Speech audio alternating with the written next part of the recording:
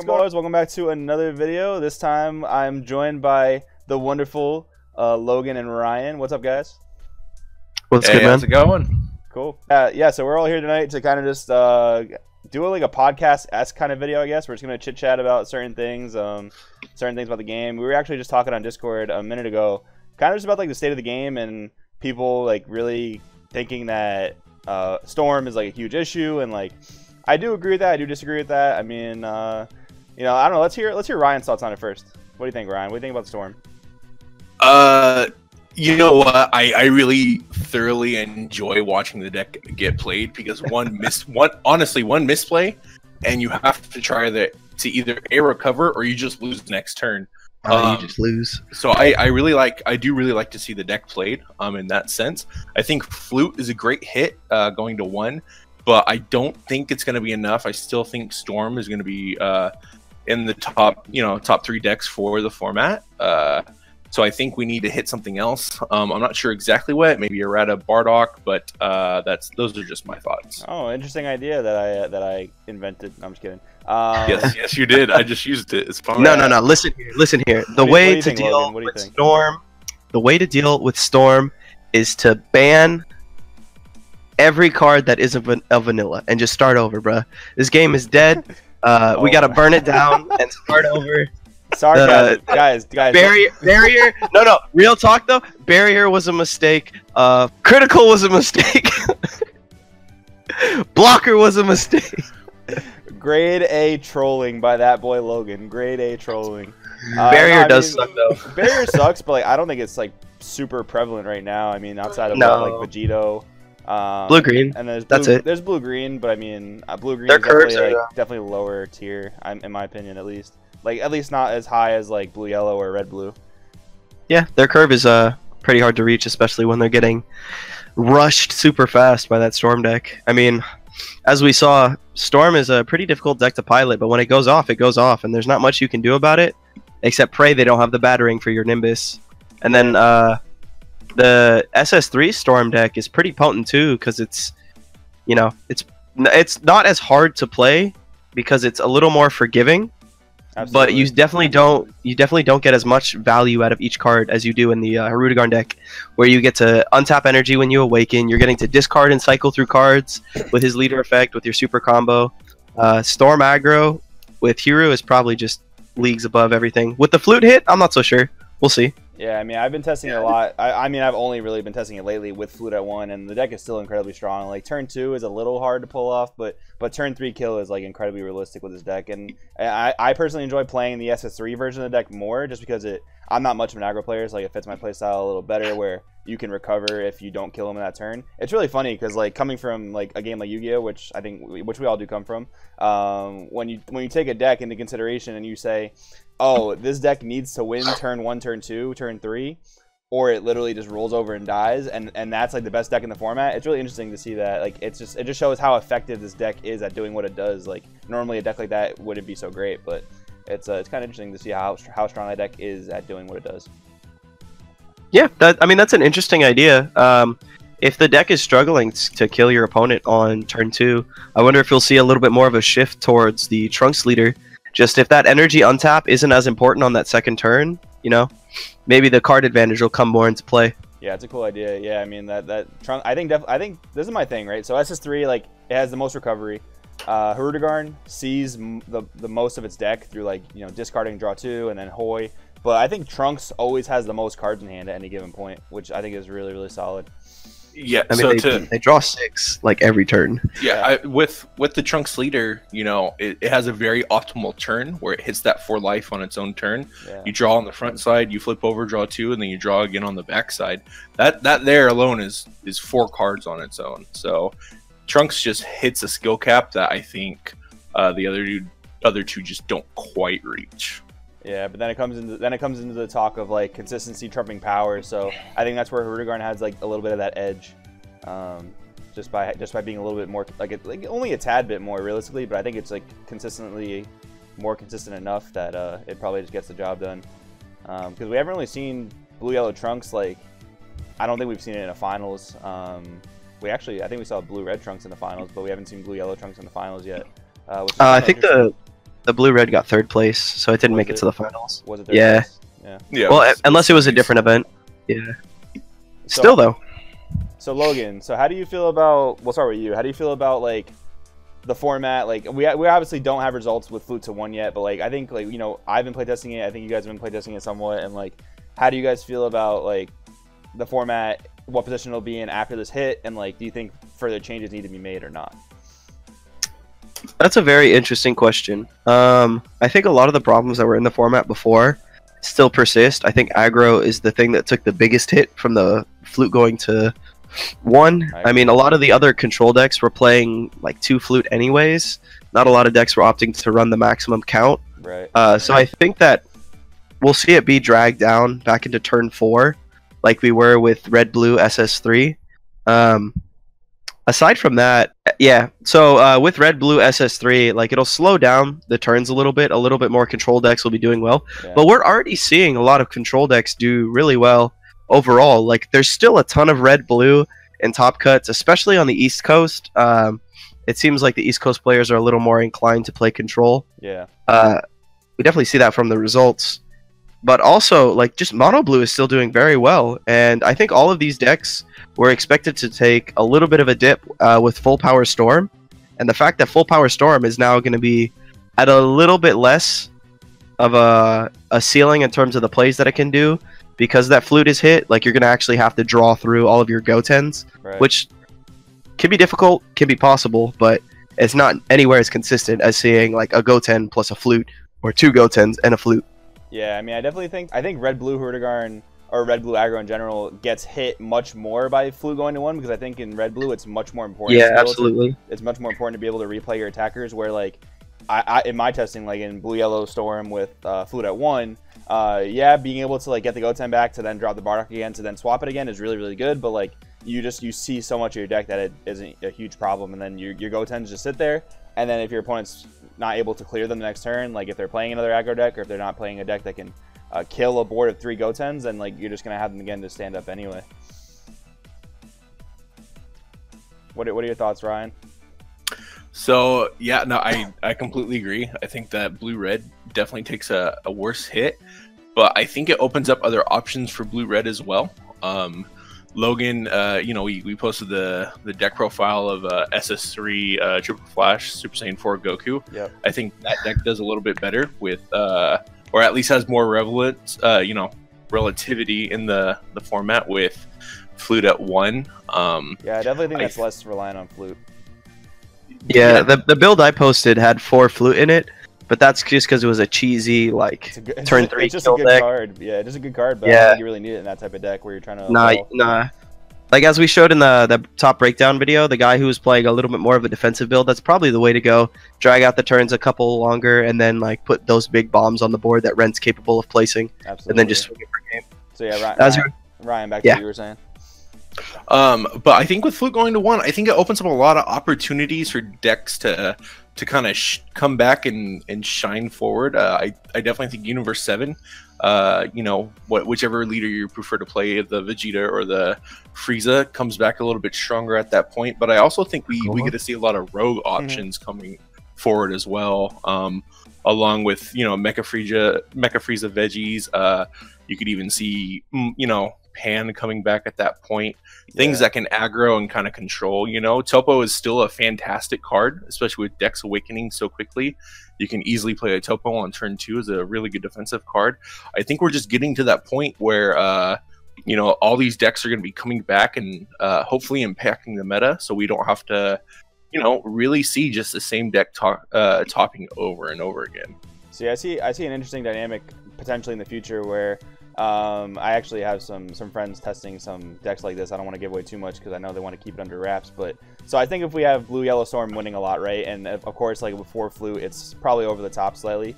But I think with this deck being really good, obviously a really really good counter to this is Nimbus. Like a lot of the Storm decks now are upping Nimbus to 4, and it's just great to counter itself. And I think with this kind of thing, if Hurdigarn can't win, if Hurdigarn can't win turn 2, turn 3, and then they just roll over and die after that, well, then what comes into the picture next? I think it's some type of blue yellow mid range, where you have like your Mecha Frieza, the 4-drop that like pops 2 and dual attack, double strike, stuff like that. So like that might roll into the meta because it counters Blue Yellow Storm really well.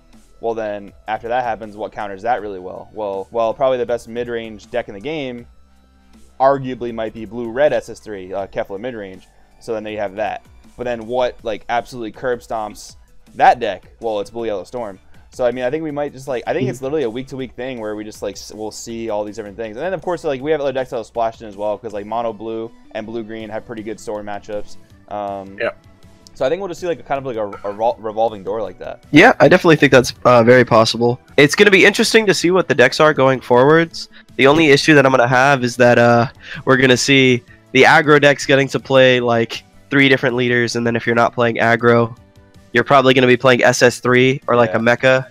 Like Droids has been really popular recently just because it seems like it has a good Storm matchup in theory because all their negates blow up cards. Yeah, and Cell also is broken.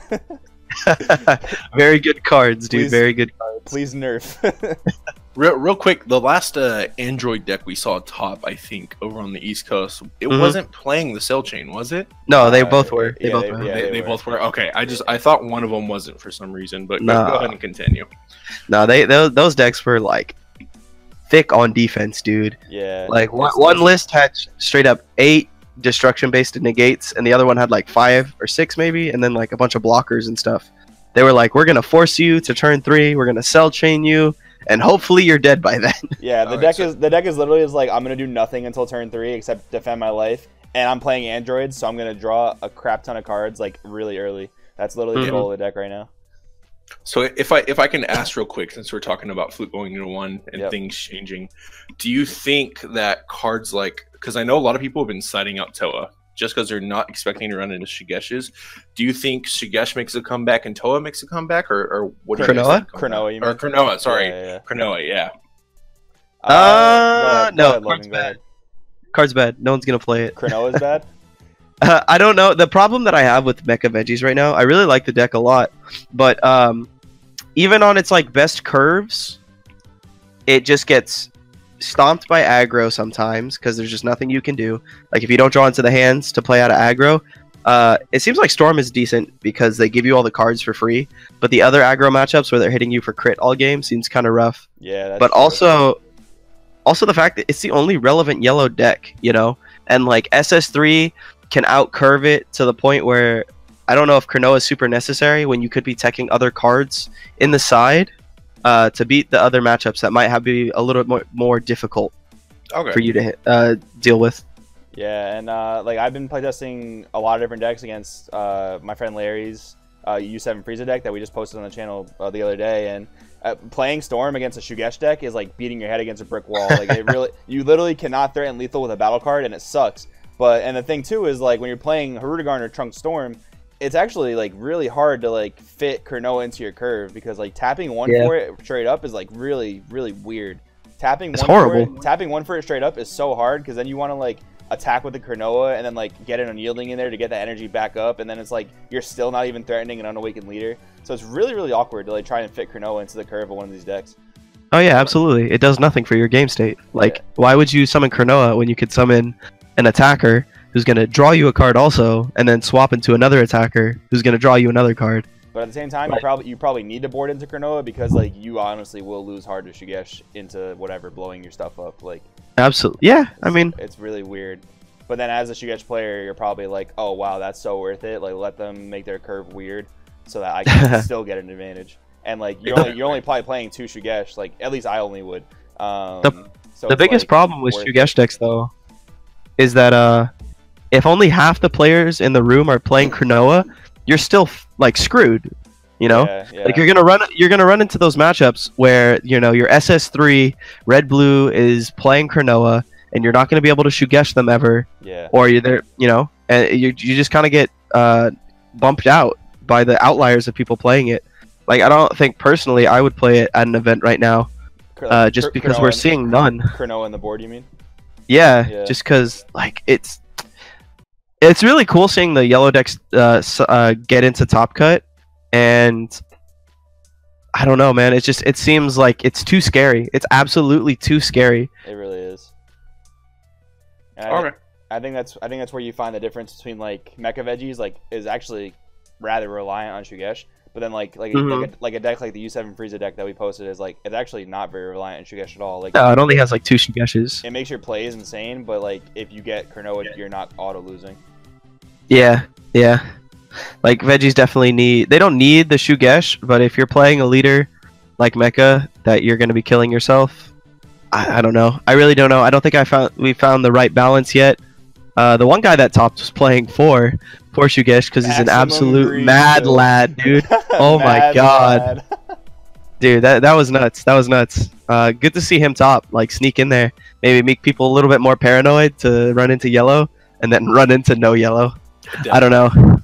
This game can be weird sometimes too because you go to events and you're like, all right, I'm going to play against red, blue, or Storm all day, and then like 3 rounds in a row you'll play against Rogue because people just want to play the decks they want to play. That definitely happened to me. Yeah. Go ahead, Ryan. It's like when we went to San Jose during Mecha format. Right? Oh, absolutely. We were expecting to see Mecha Veggie everywhere, but expected 9 rounds of it. Literally, my first 3 matchups were like Mass Saiyan, it was Trunks, and then Mecha Veggie Apes, which was. Oh yeah, I remember that actually. I remember you telling me about that. Wow. Yep. Yeah, no, that was interesting too. Like my matchups are weird as well. Like I played against, I went what was it 9 rounds? I went 8-1 and I got yeah. I was playing Mecha Apes. I got 2-0'd by Dr. Mew. That was absolutely incredible. I beat all the mirror matches. I beat all the Mecha Veggies and I beat all the Mecha GT. But I got 2-0'd by Dr. Mew. Swift, dude. Shout out to that was like round 3. Collectibles. Yeah, no, I don't. Was it round 3? It might have been round 3. Round 3 or 4. It probably. Yeah, you came back. You're just like, bro, I got 2-0'd by Mew. I literally. And we're all like, what happened? I literally thought my whole tournament was gonna go down the toilet. That was so funny. Oh my god. Still finished 6th in Swiss though. Shout out to me. But shout out to March. Shout out to those Vegeta boys. Shout out to always drawing Shugesh when I needed him, and that boy was there for me. He's loyal. But yeah, so I heard I think it was Logan mentioned that like it's kind of disheartening to see like okay you either play aggro or you play SS3. So like would you guys agree that like that's kind of annoying?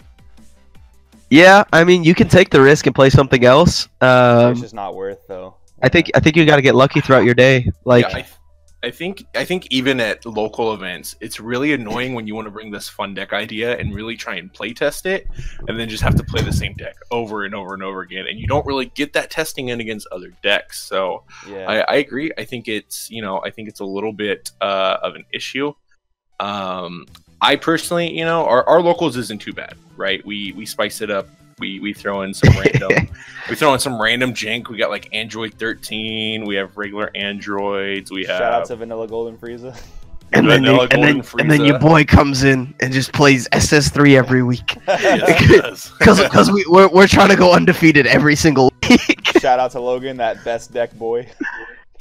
We've succumbed to the meta, bruh. We're sheep right now. Logan, the mightiest scrub. Bruh, I'll theory craft all these decks and hand them out to people, and they'll all do really well. I'm always hyped about it, and then I'm like, play them last round. See, that's beat them with SS3, and I'm like, damn it. That's my thing right now. Is like I came into this game set 2, and like that was literally an amazing format to come into the game because there was so much like room for growth, room for improvement, and like it was pretty triangle during that time though. It was, but you had like okay, so the triangle was what? It was Mecha Frieza, Vegeta, Soul Striker, but then you still had at the beginning. Well, at the beginning. Wait, what about Cell Chain? What about Cell Chain? Well, that's what I'm saying. Like, well, I think Cell Chain was a little more rogue because like it certainly topped, and actually it came second at one of the events. It won. I don't remember if it won an event in set 1 or set 2. It might have been set 1, but it wasn't out set 1. Oh, it was set 2. Set 2 chain. Okay. Isn't it crazy that deck only won 1 regional? That's what it was. It won the first regional in set 2. That's what it was. And then people learned how to play around it, which I think Cell like towards the end of set 2 became more rogue, and then like so. Yeah, because we had Mecha floating around. Exactly. The triangle I think at the end of set 2 was Mecha, Soul Striker, and Vegeta. Yeah, Vegeta. Yeah. But then you still had like a lot of really good decks like Golden Frieza, and you had Cell Chain, and what else was popular? Goku Black was making some noise. There's a lot of, and Zamasu was actually making noise too. So like, you had like Rogue actually had a shot, and I feel like that's way more difficult now. So it's like you can I think that has a lot. Go ahead. Sorry. I think that has a lot to do with the speed of the game, you know? Yeah, absolutely. Like, set 1, set 2, we had decent aggro cards in Vegeta, but, like, they had nothing super oppressive or, like, super crazy, where if you weren't able, like, if you're able to play Vegeta against Vegeta, or defense against Vegeta for the first few turns, and, like, fill out your curve, especially as, like, a Soul Striker, you know, you were winning games, man. Like, you could actually play and switch the game state back to your favor. The thing I really like too is like, the thing I really like too is like there were different play styles at play there. Like Vegeta, if they aggroed you well, you were gonna lose. Soul Striker, if you stalled out the game well, you were back in the driver's seat. So it was like that was a lot of that, and now it's just like I feel like the format is one of two things: you play aggro or you play the defense that beats aggro, and like not much in the middle, which is like kind of weird. Yeah, which I'm glad they didn't do anything to SS3 right off the bat and actually like touched Flute first and then are gonna wait to see. I don't want them to change stuff too rapidly because then it's gonna become precedent that every time the community thinks that something is a problem, Bandai's just gonna swing super hard at it, and then some other problem is gonna pop up. Like we definitely did not need Cronoa. Like it was a problem at the time, but I don't know if yellow decks would be as oppressive as they were in set 3 right now. No. If you get the best yellow leader, which was Mecha, got hit to the point where we talked about it.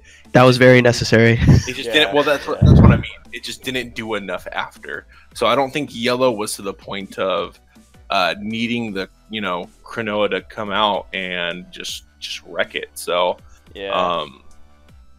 I mean, this is a discussion that got beat like a dead horse, but like Cronoa, I think is like terribly designed. Like it should realistically say like while it's face up for the turn, or for the turn, or like while it's face up, like your opponent can't activate Shugesh, but like it should say that it shouldn't last an effect in the entire game. Shouldn't draw a card either.